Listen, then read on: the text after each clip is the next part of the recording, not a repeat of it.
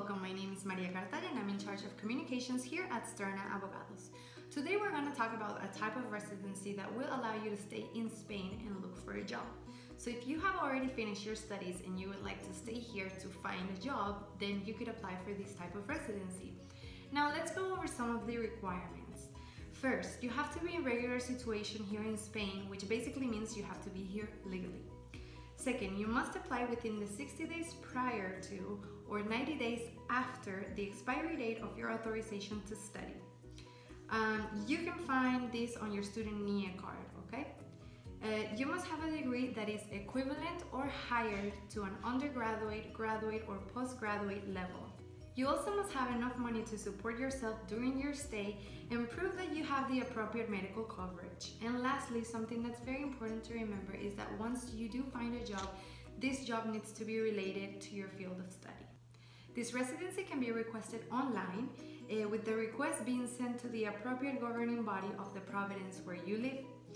The application should be resolved in 20 days. We know this seems like a very short period of time, but it should be resolved in 20 days. So what happens if 20 days go by and you still didn't receive an answer? Then you can assume that your request was approved. And if the residence does get approved, then it's valid for 1 year, okay?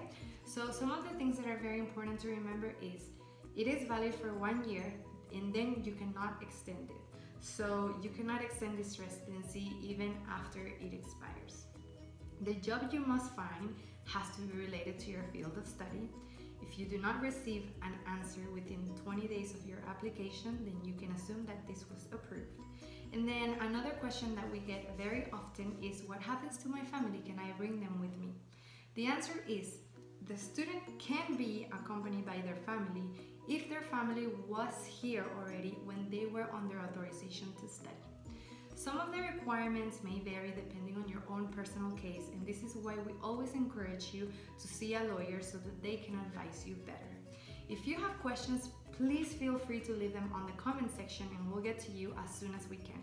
If you would like to read or learn more information about this process in particular, we ask you to please visit esternaabogados.com, where you can find more information and you can make your appointment with one of our lawyers.